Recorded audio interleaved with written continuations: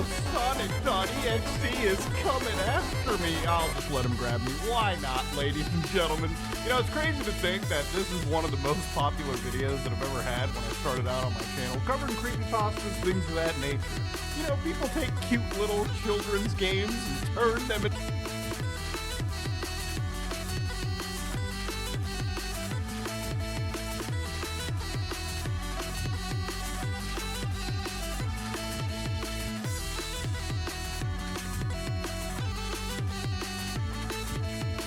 demonic beings. You know, some could say that this might not be safe for work. And you know what, ladies and gentlemen, thankfully I live in a world where the internet isn't censored. But it is! Now, this is a site called itch.io, and if you ever want to play a Sonic.exe or review game, boys. Now, this is a site called itch.io, and if you ever want to play a Sonic.exe game, boy oh boy, plenty of them are available right here for your viewing pleasure. Now, for example, this is a game called Night at the Motel, ladies and gentlemen, and it's got that cute little PlayStation 1 aesthetic. But a lot of games on itch.io come from these indie developers that use itch.io not just a means of distribution, but also a means of actually making money. So if you want to play games like this, that is an amazing website to go to. But obviously, those games only matter as long as they are completely safe for work. Now, what do I mean by that, ladies and gentlemen? Well, yesterday night, before I went to bed, I saw something that blew my mind. An update on NSFW content. We have de-indexed all adult NSFW games from our browse and search pages. We understand this action is sudden and disruptive, and it really is. Like, literally within 24 hours, everything NSFW got completely de-indexed. And this statement from them isn't doing it justice.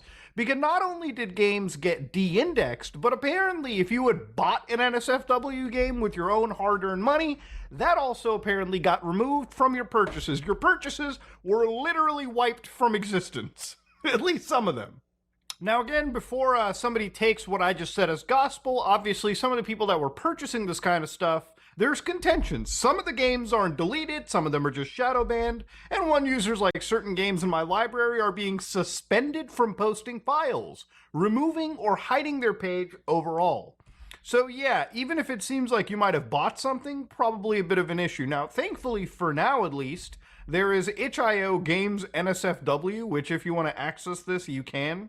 Now look, a lot of these games are probably, let's be completely honest, visual novels with a lot of porn material attached to them. And while I wouldn't be somebody that is playing them, what I am really against is censorship, okay? And I'm against censorship because when you read the next paragraph, it becomes pretty apparent. So recently we came under scrutiny from our payment processors, so Visa, MasterCard, PayPal, whoever they use to process the payments, right? The moral arbiters of our world now, the people that can control what anybody can consume on the internet without a government entity, without people just voting for it anymore, okay?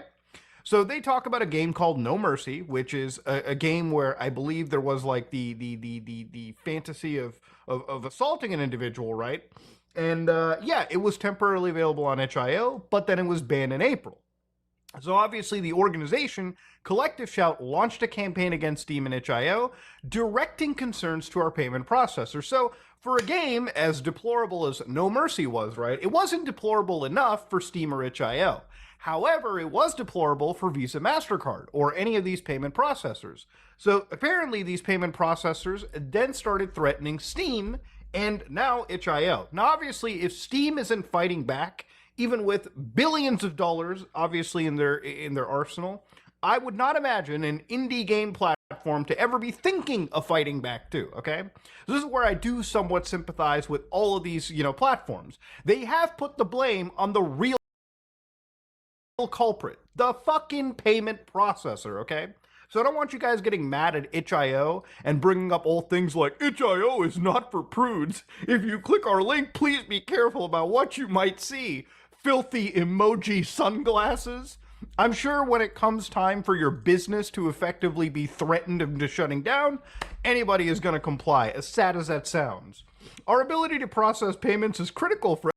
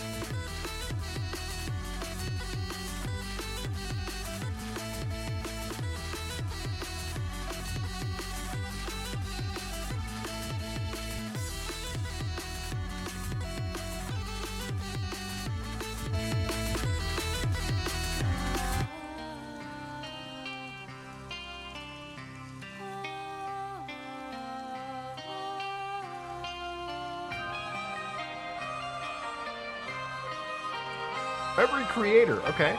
This is a time-critical moment for itch.io. The situation...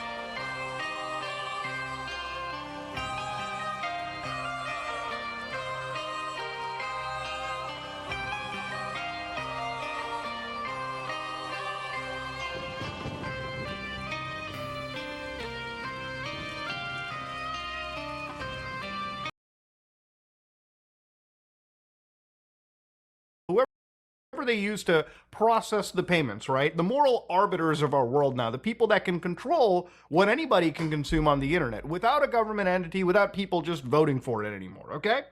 So they talk about a game called No Mercy, which is a game where I believe there was like the fantasy of assaulting an individual, right?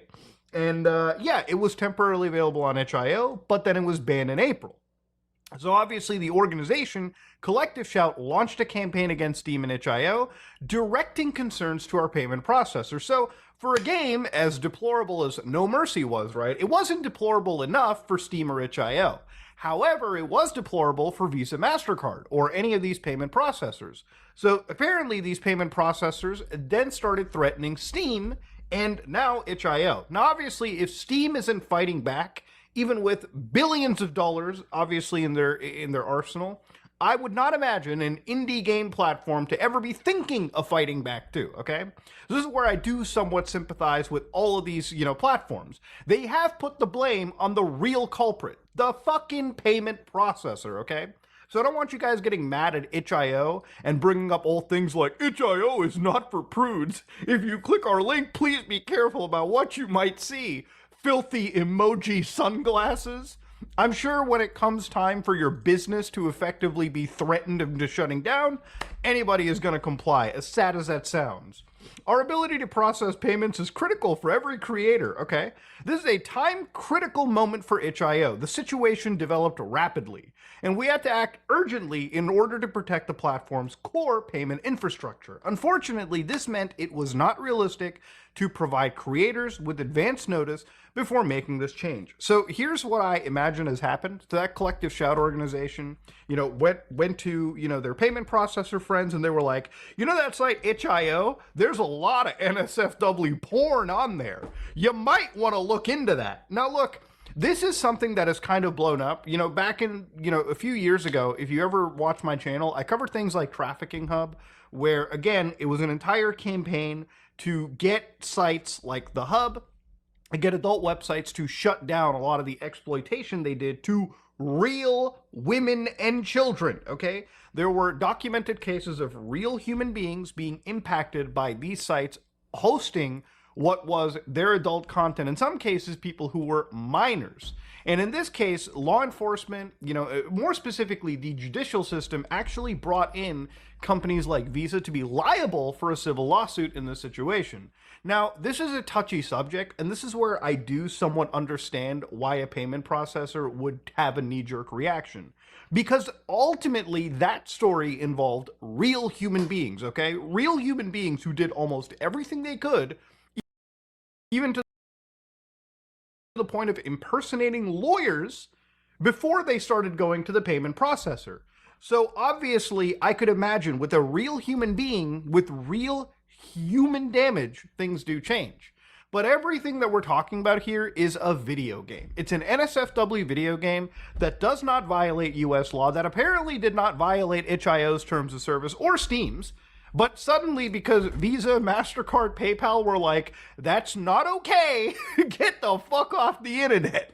Now, the thing about it is, I'm obviously against censorship because who knows where it ends, right? Remember, NSFW can almost be a blanket term sometimes. Imagine down the road that there's an organization that hates violent video games. So all of a sudden, that game we looked at in the beginning, Sonic.exe, ooh, it's a little violent. Has some kid themes in it, it's a kid game, but with violence. Imagine if you had, somebody who were so anti-gun they wanted to get rid of games like Ready or Not. Well, now they found out the cheat code. Just go to the payment processor. Send like 1,000 emails saying that you're fucking outraged. Maybe bring up the fact that you want to protect the children by banning fictional fucking content. And boom, all of a sudden, they make one call and your game's gone forever, okay? People like Jack Thompson, people in the industry that have always been clamoring for a way to censor media, have been finding ways but you know what? This cheat code was founded by an Australian firm right here. It's crazy to think. So they were probably itch.io in this case, threatened to remove all this content within like 24 hours, or they just straight up ban you from using PayPal, Visa, or, MasterCard, whatever payment processors they used at all forever.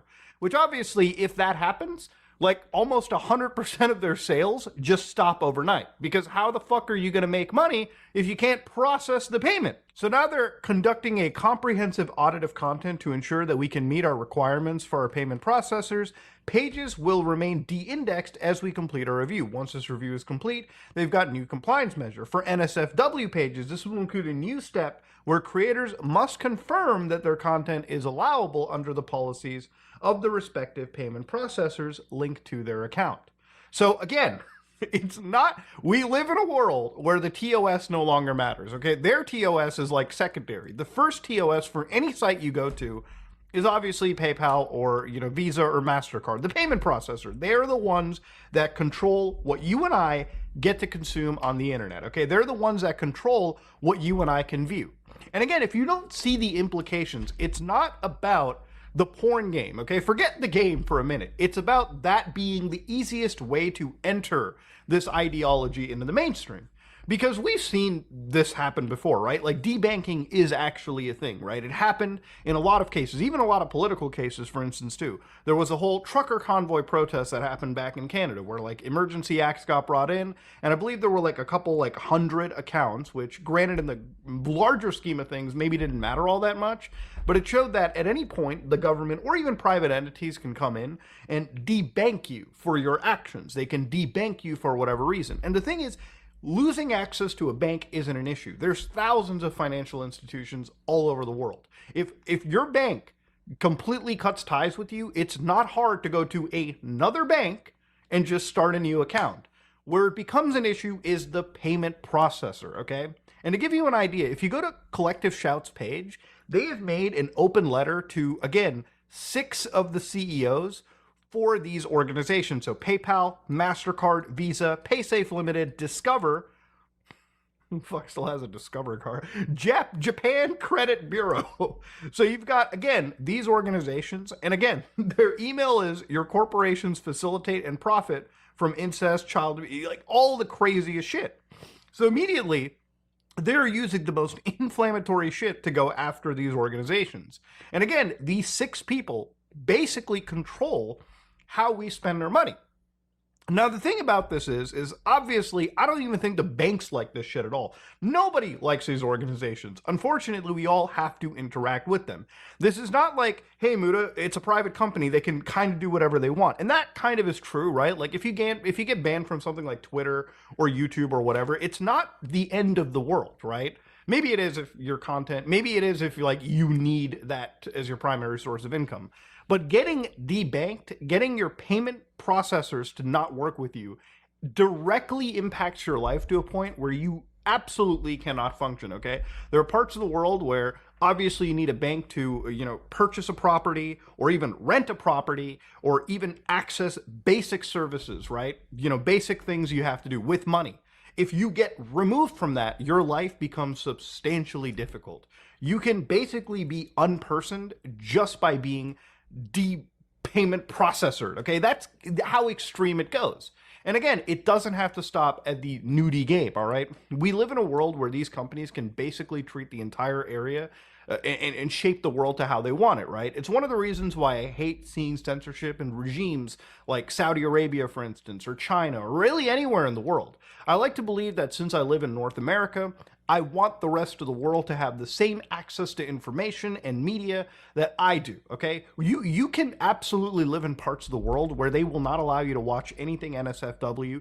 They will arbitrarily place censorships on the most meaningless of things because some people just don't understand what they're censoring. They'll censor whatever they want, and then it never ends. Because, again, the porn games are an easy thing to ban, all right? Most of society will look at this and be like, nothing of value was lost. But then you can always inch closer to that center. You can say, okay, maybe games like Cyberpunk, maybe games like Grand Theft Auto, Baldur's Gate, these games have a lot of sexual innuendo and shit thrown into them. Maybe we should start removing that from society. Hey, we got to get those murder simulators out. This is how it begins, okay? This is how censorship starts to creep slowly in.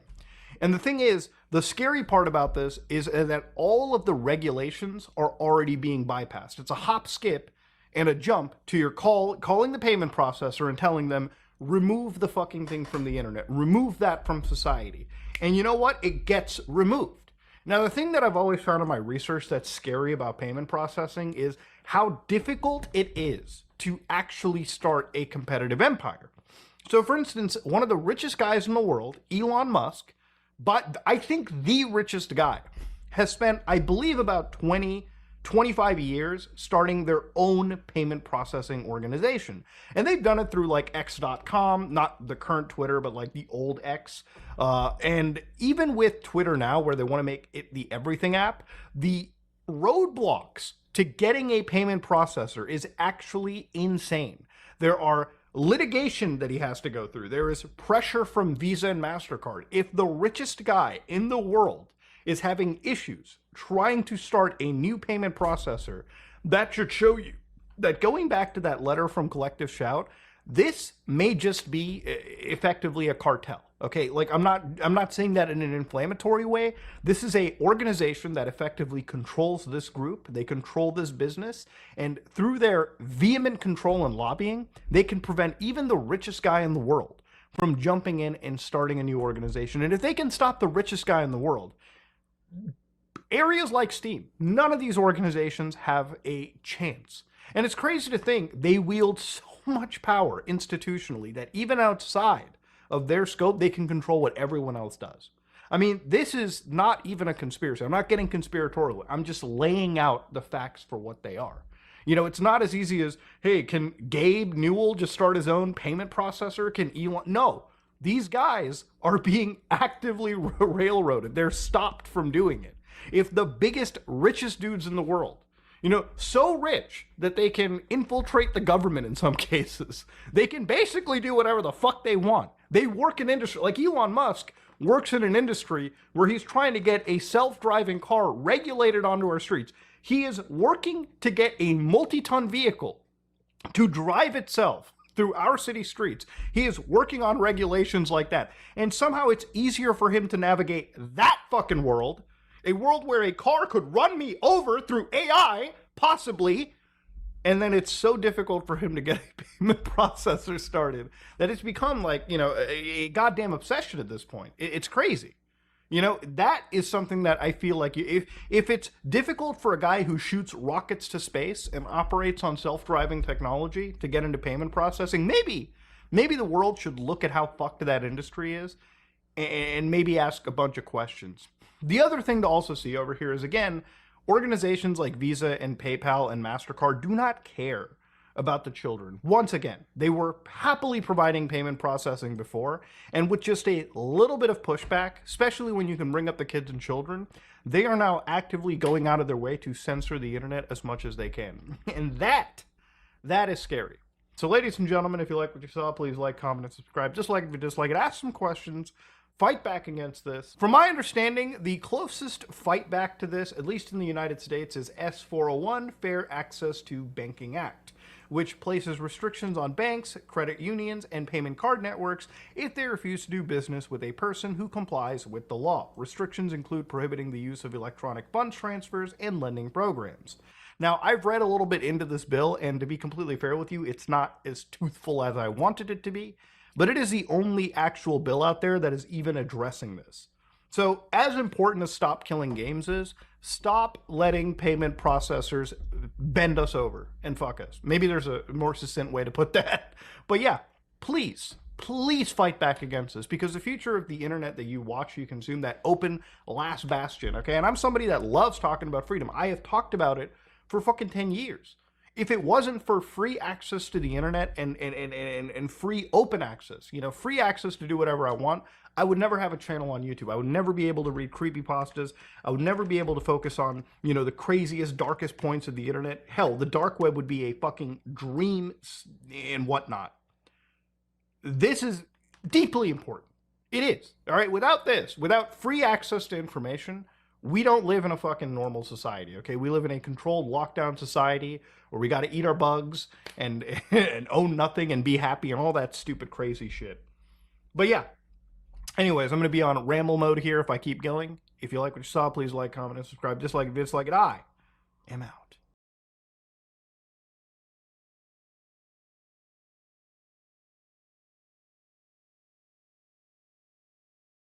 Hello guys and gals, me Mutahar, and today's video is going to be a little bit uncomfortable, okay? Because we're going to be talking about some pretty serious topics, and I'm not going to shy away from them.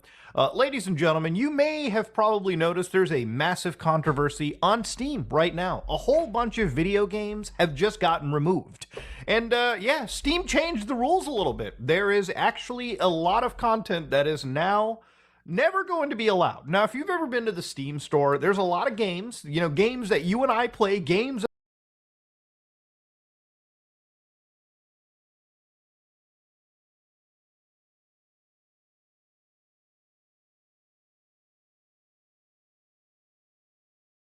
Yeah, the title's not clickbait here, ladies and gentlemen. Yes, the U.S. Nuclear Weapons Agency did in fact get breached. Now, I love talking about computer cybersecurity. I love talking about crazy hacks, especially when things are out of our control, because sometimes all you can do in this crazy world is sort of laugh, okay? And that's really all you're able to do right now, ladies and gentlemen. So for anybody that doesn't know what's been going on, this is the United States Department of Energy, and underneath the Department of Energy is, again, the National Nuclear Security Administration, the NNSA. Now, what is the job of the NNSA? Their core missions, meaning this is literally what they're made for, is to ensure the United States maintains a safe, secure, and reliable nuclear stockpile through the application of unprecedented science, technology, engineering, and manufacturing. So their job is to maintain all of the nuclear weapons that the United States has. Which, for anybody that doesn't know, if you look at the grand list of how many nukes people own, there's really not all that many countries that have nuclear weapons. But the two biggest, the United States and the Russian Federation, I think the Russians have more in number, but the United States has a guarantee that all of the ones that they have can blow up. Now, obviously, you only really need a few nuclear bombs to end humanity. Somehow we've made hundreds upon hundreds to the point where you could end the world several times over, okay? And still have enough nuclear weapons to raise the party even higher. Why would somebody need that many nuclear weapons? To be honest with you, I will let the government answer for that, okay? Because it makes no sense to me. Now, when I read that apparently that they got breached, that's some scary headline. Whoa, the nukes got breached? Now, I want to demystify and, basically cull the misinformation, okay? I'm somebody that knows my fair share about cybersecurity. I know what I need to tell to the audience, that nothing sensitive or nothing classified, no nuclear codes, none of that was actually distributed to the world. So again, just to give you an idea, if you're worried that the bombs are going to be hacked and fly above you, they're most definitely not, okay? To give you a quick idea about how nuclear weapons sort of work, the actual technology behind nuclear weapons and the measures that we have are pretty low-tech, to be honest with you. So first off, a lot of these nuclear weapons are air-gapped, so meaning that they are completely isolated from the actual internet, meaning that no hacker should in theory be able to breach into the computers that run them. Now, the other thing is there are a lot of legacy systems that are still used in nuclear weapons, okay? And that's literally by design. Having things that are low tech makes them ultimately actually less vulnerable to modern methods. So you don't have to really worry. And just to give you a final action over here, there's things like permissive action links, which are actually fail-safe electronic locks. And of course, you need more than one person to fire nuclear weapons, okay? So trust me when I say this, there are a lot of actual safeguards we as human beings have made to prevent ourselves from blowing each other up. And the reason we do it is because we've made nuclear weapons. They can end fucking lives, okay? You gotta be real careful with the nuclear weapons you make. Now, I've known that some people have said, but Muta, I heard they ran nuclear weapons on floppy disks. According to SATS, they've moved to a highly secure solid-state digital storage solution. And highly secure is all you need to hear in this story. So you might be like, well, Muta, if they didn't hack the nuclear weapons, then what did they hack out of the actual nuclear agency? Well, according to the actual nuclear agency, it was really a small number of systems that were impacted. However, this is part of a much larger hack called the Microsoft SharePoint hack or the toolchain hack. And for anybody that doesn't know what's going on here, as of like the last couple days, Around 400 institutions were actually hacked internationally, okay? This is a pretty massive hack that's been happening. So one of the chief boys on the actual update over here, some of the chief people from Microsoft, literally did say that there were multiple threat actors, but they assessed that one actor for the early exploitation is a Chinese Nexus threat actor. Now, what is a Nexus threat actor? Well, a Nexus threat actor is somebody that basically is affiliated with the government. Remember, cyber warfare is pretty much legal as long as the government backs you, okay? So whether you're an American NSA hacker, whether you're some Russian hacker, whether you're an Iranian hacker, a Chinese hacker, or a North Korean hacker, ain't no fucking way you're getting extradited for hacking some of the biggest players in the game. But I think we're at a point where maybe it should be considered somewhat of a war crime when you're trying to breach into the nuclear military weapons apparatus of a fucking rival country. So how did this hack actually happen, ladies and gentlemen? Well, through something known as Microsoft SharePoint. Now, for anybody that doesn't know what SharePoint is, to give you a quick understanding of how SharePoint works, is it's basically a content management system and an intranet platform. What an intranet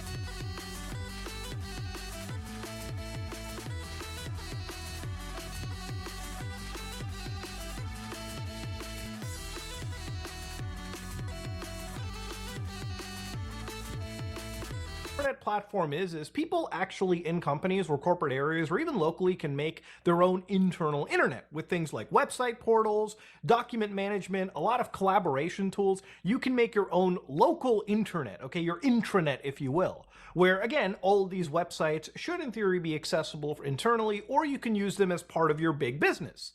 So for instance, if you want to get access to something like SharePoint, for instance, you can go to Microsoft and you can purchase plans as low as $6.80 Canadian per user each month. And of course, some companies go with 17 bucks a user a month. Sometimes if you want shit like Microsoft's AI, you can pay 40 bucks per user a month. And you might be like, who's willing to do that? Well, in this case, it was a lot of organizations like the United States government, okay? For them, burning money is no fucking problem, okay? It's just ask them to spend $100 million. They fucking will. Now, I want to just stress and say that this wasn't Microsoft actually getting hacked. So there are two key differences here. There is SharePoint Online, which is what we just looked at, where you can go to Microsoft and buy a subscription for a cloud version of SharePoint, or there is on-premise. Now, I want to specifically say the on-premise version actually got hacked. So for anybody that doesn't know the difference, when you go to Microsoft, you can actually download something like SharePoint 2019, and you can download this, install this, and actually try it yourself for like 180 days. They give you a whole user key for it and everything. And you can actually do SharePoint stuff on your local system. So you can run things on your local devices, your local servers, and they never touch Microsoft, okay? It's a locally self-hosted version of SharePoint. Now, again, when it came to the Department of Energy, the nuclear division got hacked with the SharePoint on-premise. So that's why they actually had a limited number of systems. They also had a lot of good cybersecurity practice. So realistically, they were able to snap onto this pretty quickly, capture it, and lock it down and start cleaning it pretty rapidly. A lot of this hack just happened very rapidly across the board. Everyone's kind of just trying to survive it right now. But there are other organizations that got hacked, like the U.S. Education Department, you had Florida's Department of Revenue, and you had plenty of other government systems that got effectively hit. And that is something that is very worrisome. So the actual attack that happened was something that is now categorized as CVE 2025-53770. So this is the deserialization of untrusted data in on-premises SharePoint servers, allowing an unauthorized hacker to execute code over a network. Now that's a lot of nerd speak, but basically what's happening is they were able to use a post request, and using a vulnerability in the SharePoint server, they were able to get SharePoint to process something in an untrusted manner and basically run remote code. Now, if you've ever heard of an RCE, you probably have if you watch my channel with virus investigations and all the cybersecurity shit I talk about. It allows a hacker to run code on somebody's system. And that code could be anything, okay? It could be code that allows them to persist for a long time on a server, move laterally, or grab a whole bunch of information. Remember, the people who are discovering and doing these kind of hacks are some pretty scary types of people. Now, this was given a code of 9.8, which basically means this shit needs to be patched ASAP. That's what that code means. Now, to give you an idea, this was something also known as a 0-day.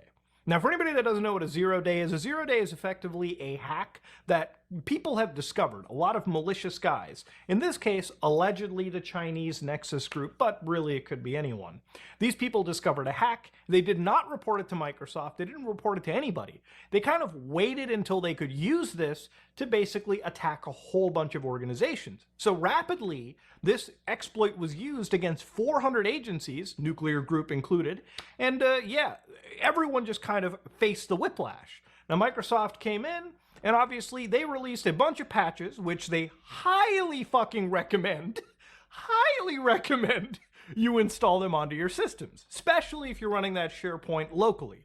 And if you're not running it locally, move that shit into the cloud, as Microsoft would recommend, because the cloud stuff, it's all totally fine. So how did this exploit basically work? And you can actually try this for yourself and sort of lab it out if you want. Basically, you can make 3 different virtual machines, and you can grab SharePoint, and provided you don't update it, obviously, to the latest patches, which would mitigate this actual malware, you can kind of examine how this attack would work, in theory. So to give you an idea, that 0-day, when it was exploited, and again, it could have been organizations like Linen Typhoon, it could have been Violet Typhoon. So to give you an idea how this kind of works from a technical level is the attacker would send a post request to the endpoint of that on-premise SharePoint server.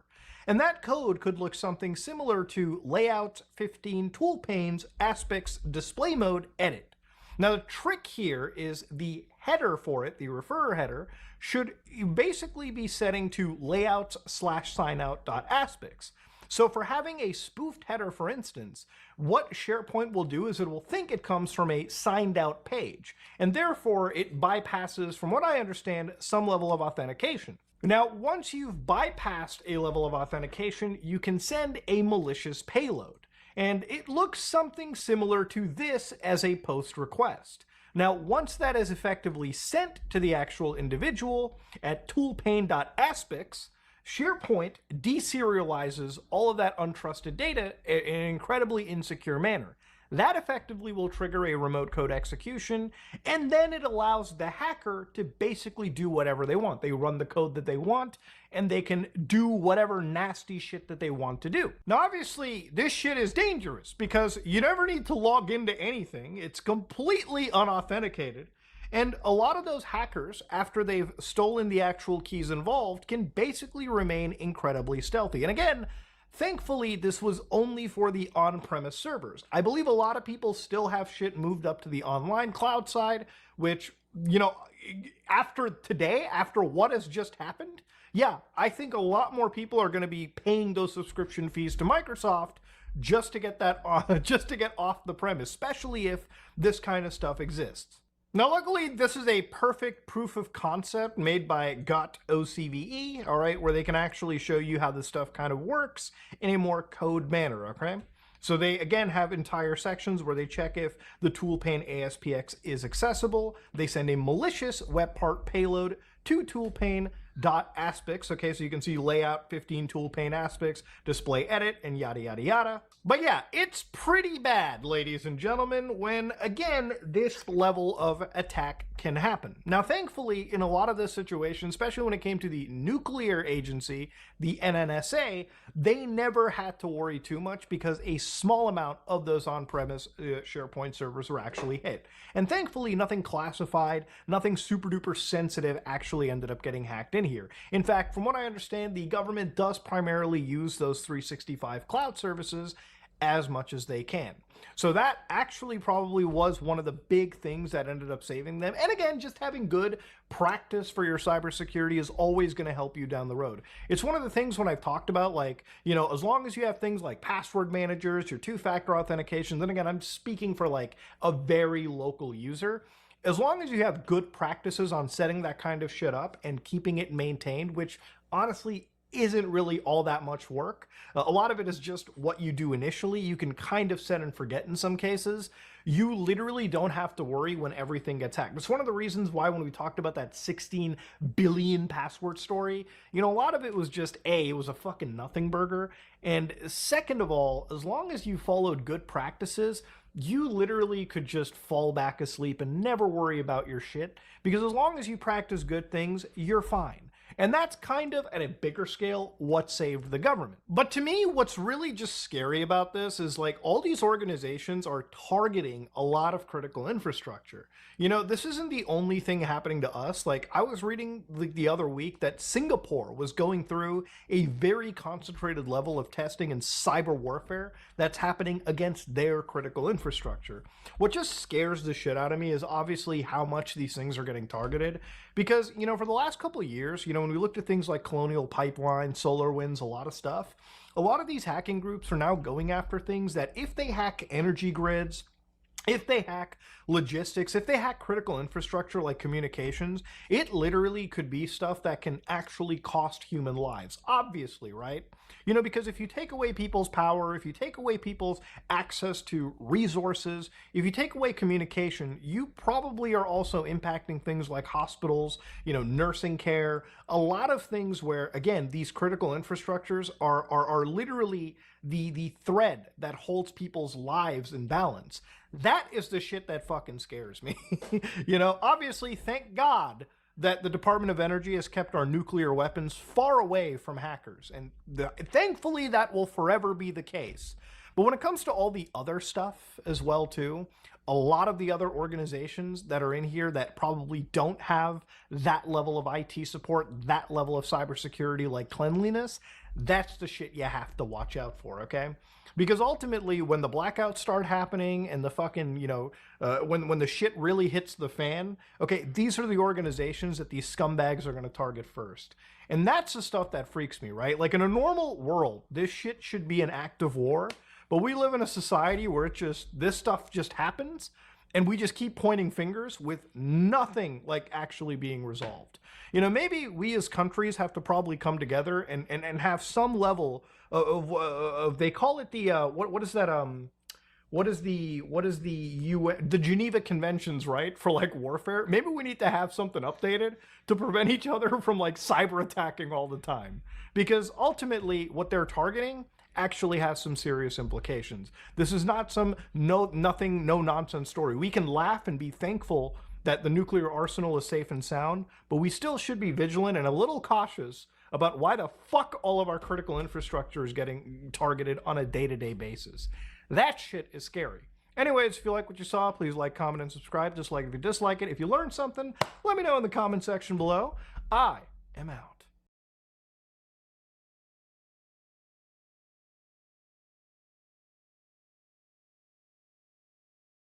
Hello, guys and gals. Me, Mutahar.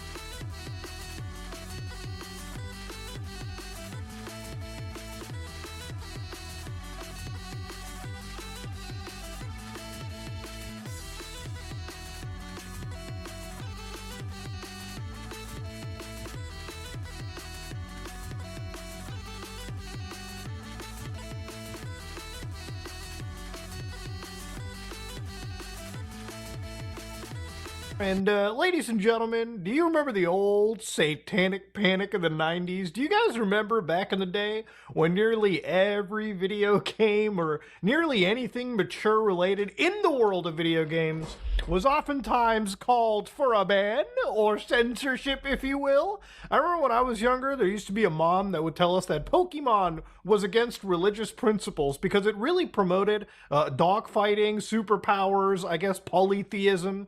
And, you know, growing up, I really realized, man, what a crock of shit. This person clearly hasn't played Pokemon whatsoever. You know what I mean?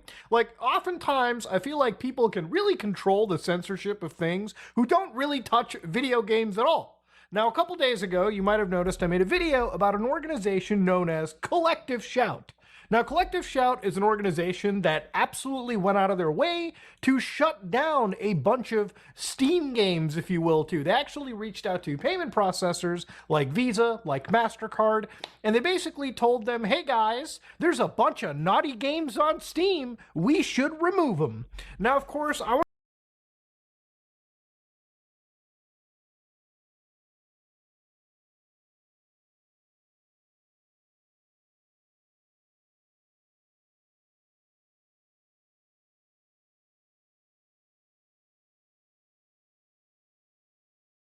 Oh, God.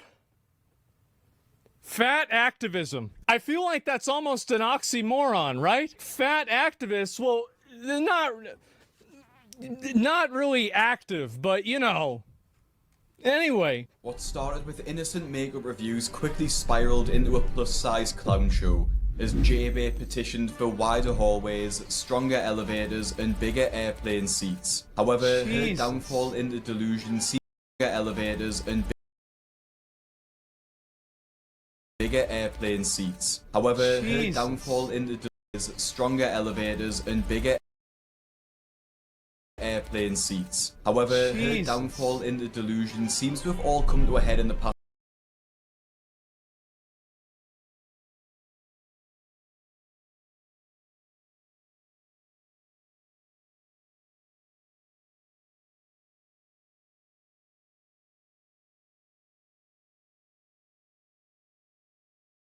Past couple of months, as JB has found herself thrown into prison.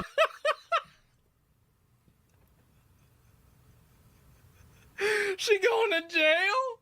Oh no.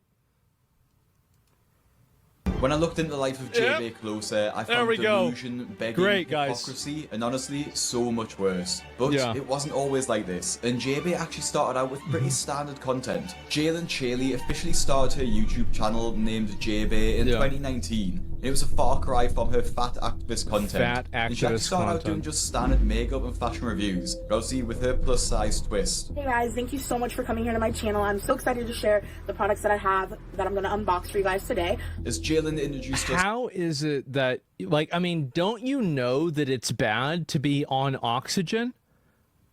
Like, I mean, how old are you? Like 25? To her channel, the first thing that sticks out is her breathing tube, which is surprising to see considering she's just 22 years old. 22?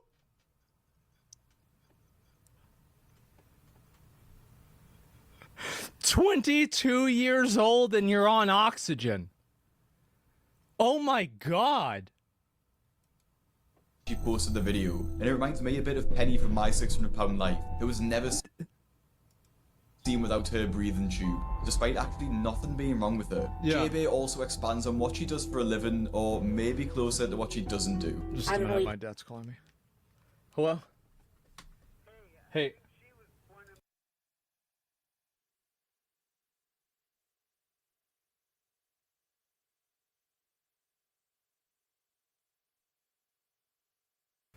He said he thinks this was the person who was sitting in his bed that left the bed all deformed and it was like creased because it was like some 600-pound person sleeping on it. Thinks it was her. JB also expands on what she does for a living, or maybe closer to what she doesn't do. I haven't really addressed it, but right now I've been going through some health issues for the past few months. And those health issues are pretty clearly related to her weight, as she has recently revealed that she weighs over 500 pounds. And that means that she probably weighs over 600 pounds. Of weight. I feel like at the point where when your forehead starts accumulating weight, you have to acknowledge that you've been doing something wrong.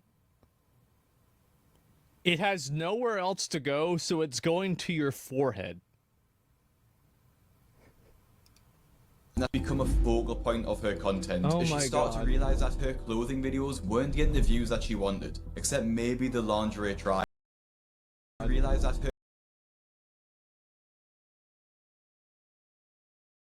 her clothing videos weren't getting the views that she wanted, except maybe the lingerie try-ons, which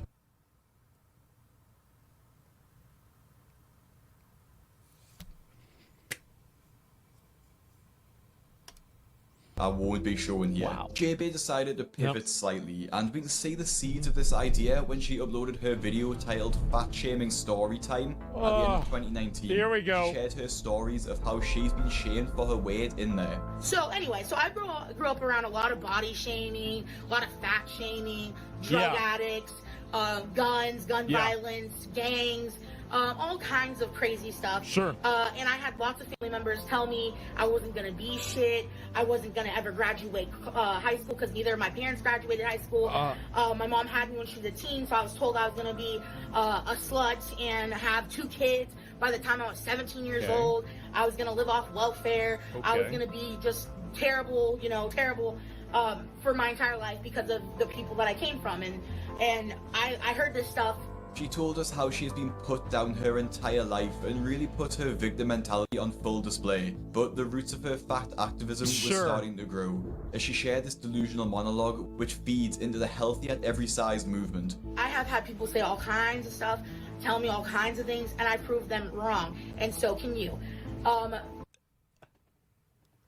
Okay, well, what are you talking about? Size does not determine... Oh, come on. I thought you meant like graduating high school. Shit. Health, skinny people saying, judging someone's health by what they look like, how big they are is ridiculous, because what about people who smoke? What about people who do all these different things that are unhealthy, use drugs, drink alcohol every single day? Just because you are skinny does not mean you are healthy. But just because you're fat does mean you're unhealthy. That's totally true. Skinny people aren't always healthy, but people who are 500 pounds are always unhealthy. Duh. Fucking duh. Yeah, categorically, if you are this size, you're unhealthy. So if you go to the word morbid obesity, let's go ahead. Morbid definition. Characterized by an indication of the nature indicative of disease, unusual interest in disturbing and unpleasant subjects, especially death and disease. Huh. Wow. So that doesn't... What makes a person morbid? Fixated on death and being dead. Okay. Size does not determine health. Not so good, huh? It's dangerous for a person who's over 500 pounds to deflect this much by saying her size doesn't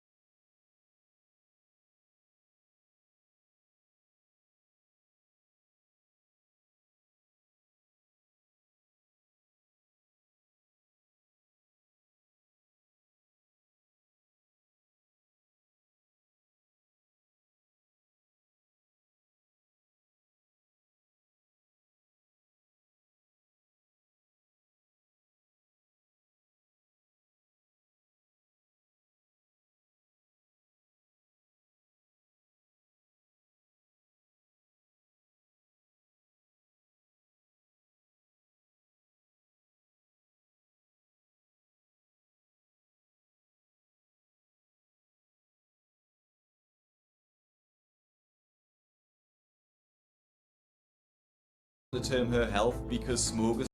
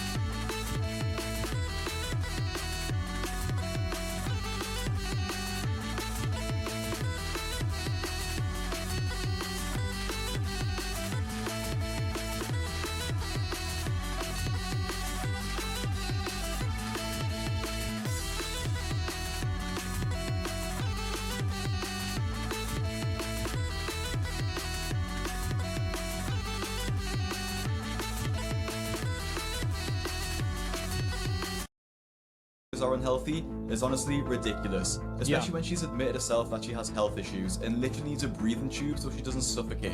Eventually though, she started leaning more and more into this. Well, she is kind of like a smoker because smokers need oxygen too. No, yeah, it's the same thing. Activism, and although this is where she gets most of her popularity from, yeah, it's also the reason she became infamous in the plus-size community. And it you mean the fat community? With a single video. Before we get into that though, it's important to realize that JB started to lean into fat activism, not to be just part of the movement, but because those views equaled money to her. There you go. She explained herself. As a plus-size content creator, I have a different set of challenges than other creators do, but I have still made thousands of dollars being a content creator, and I would highly recommend getting into content creating if it's something that you're interested in. Every day I get tons of questions about how I work with brands, how I find different brands, how I've made thousands of dollars as a content creator, and so on. So as these videos gained views, although it gained her hate, brands actually wanted to work with JB just because of the views. And well, there's also this weird thing that girls do where they think that it's brave for other girls to be fat. It's how, like, you have, like, a group of, like, 10 girls together, and they all collectively agree that the ugliest and most unhealthy and fattest one among them is the prettiest. And the reason why they do that is because they don't feel threatened by that girl. And it's almost like, it's really kind of weird that they do this, right? Have you ever seen this, like, sabotage? Yeah, exactly. And that's really what it is, the bravest. That's so not true. It absolutely is true. 100% it is. Yeah, it makes shame normal again? Yeah. Revenue. However, as we'll see, not all of these viewers were positive. I wonder why. With that in mind, JB posted the first of her videos which went mega viral, and that was about plus-size travel. Plus-size travel tip. The Boeing 787 and Airbus A350 are the most plus-size friendly aircrafts. This 6-second TikTok got over 1.7 million views alone, and from that point, Jalen saw dollar signs and decided to go all into her travel TikToks and videos. Oh boy. Videos about her travel tips gained hundreds and thousands of views, and she shares how different airlines operated and how they treat fat people. Okay, so Alaska Airlines has a similar policy to Southwest Airlines, but it's a little bit different. Alaska Airlines does require that. I hate this. I hate these fat euphemisms. Customer of size.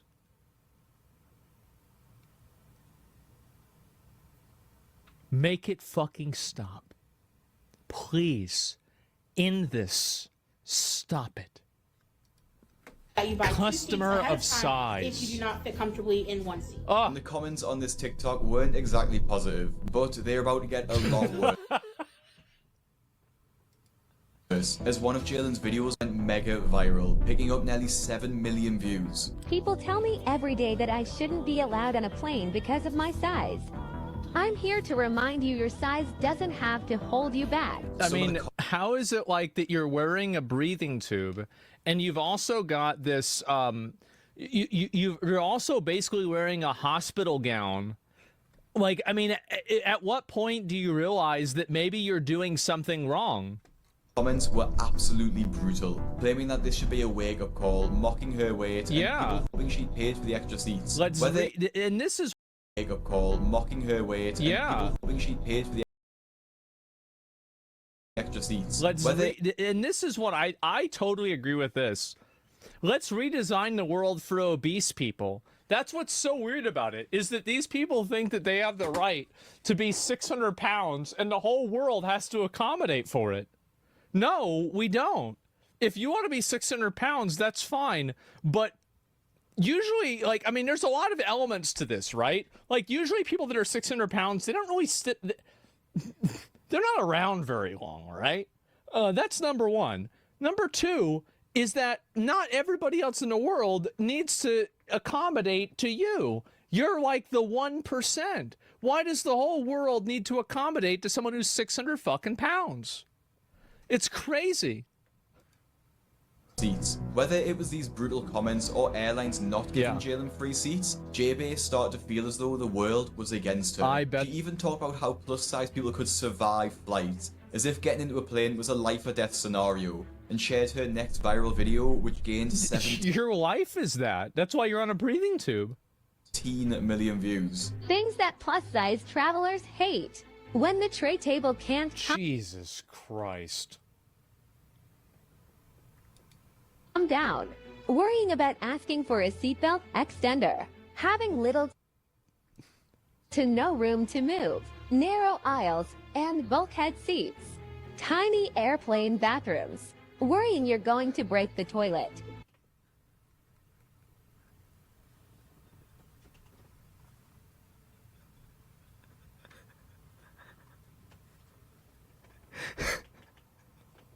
This has got to be a joke.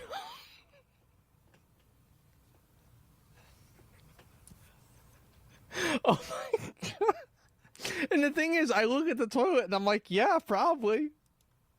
Getting fat down because you're fat.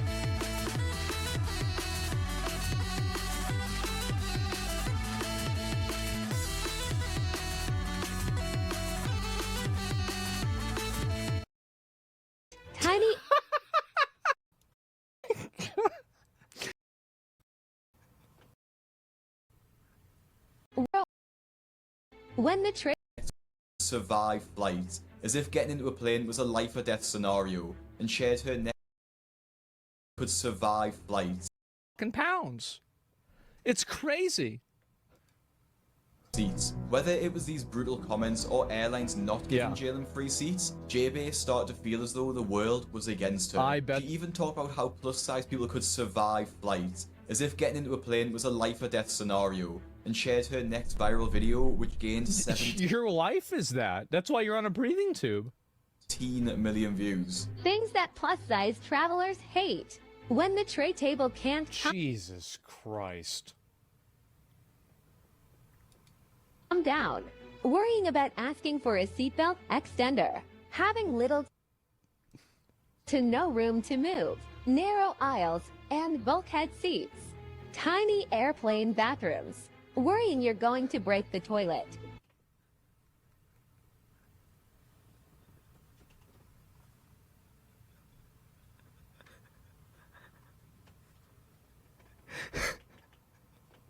This has got to be a joke.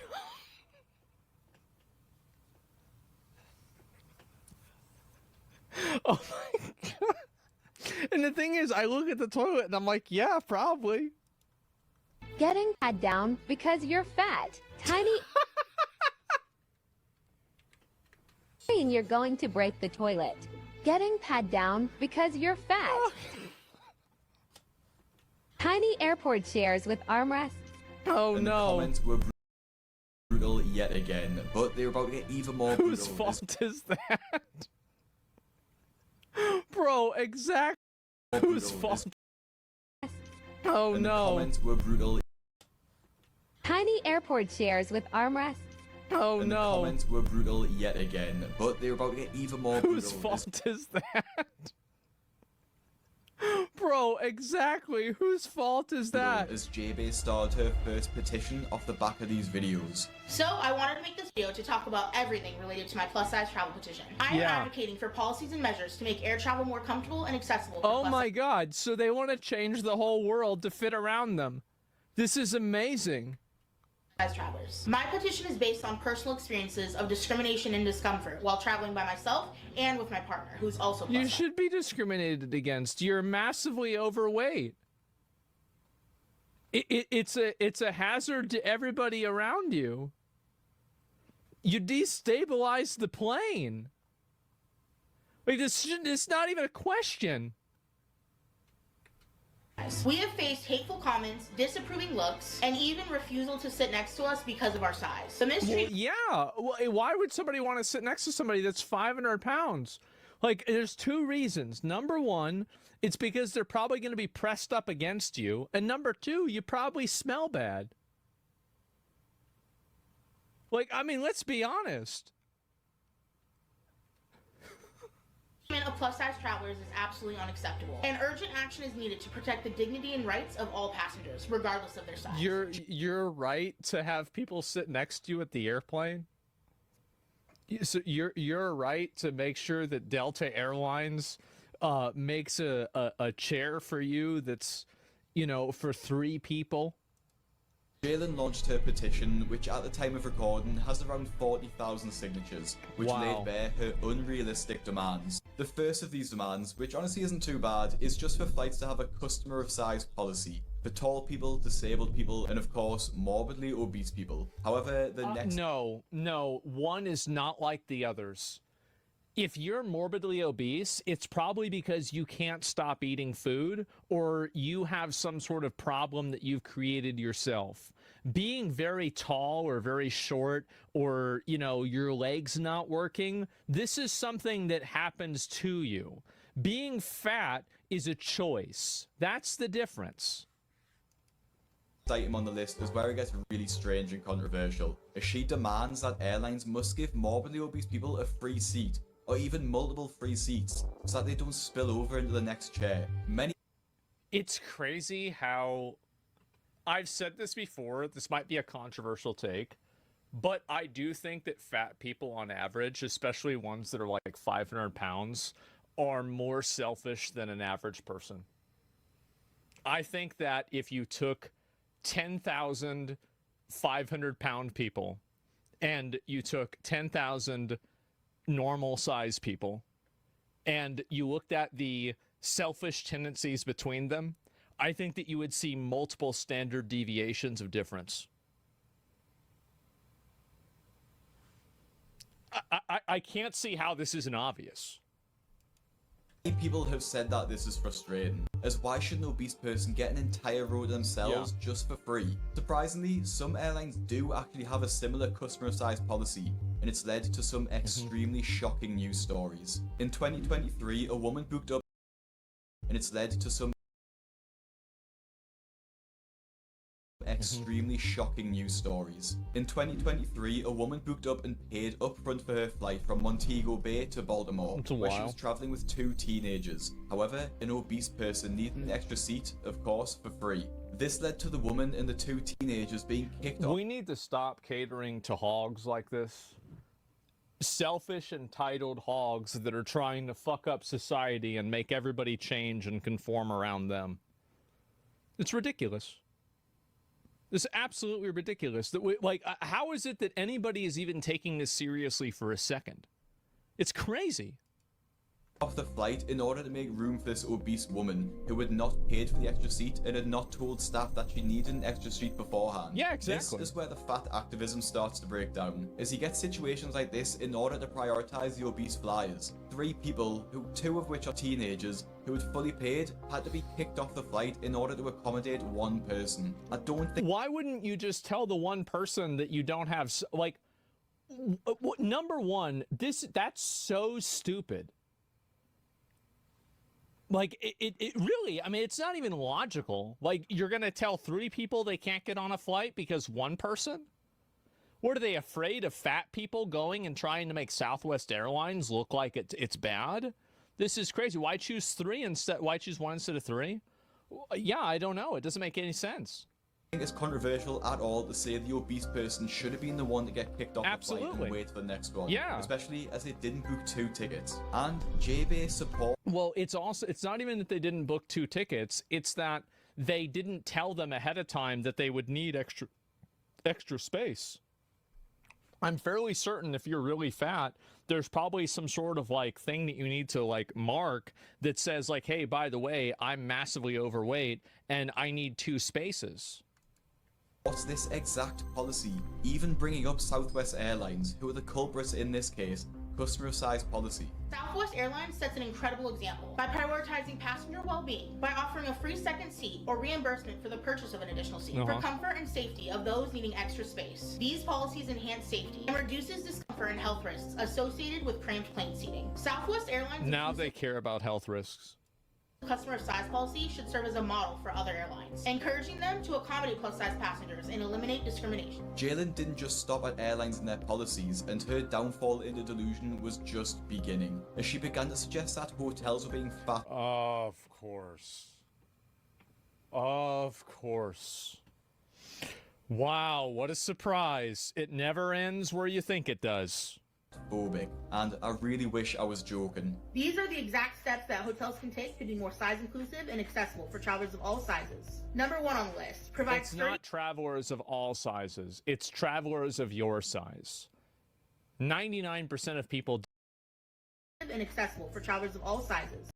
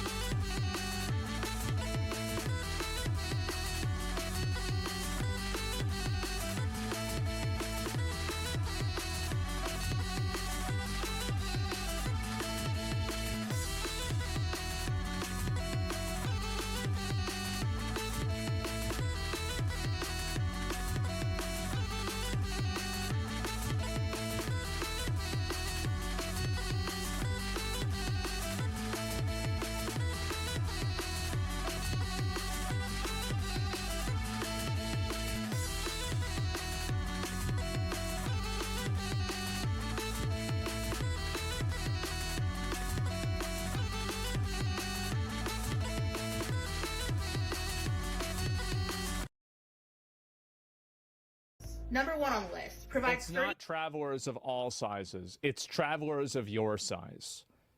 99% of people don't have these problems. This entire idea that, like, we're being inclusive. No, you're not being inclusive by going out of your way to over-design things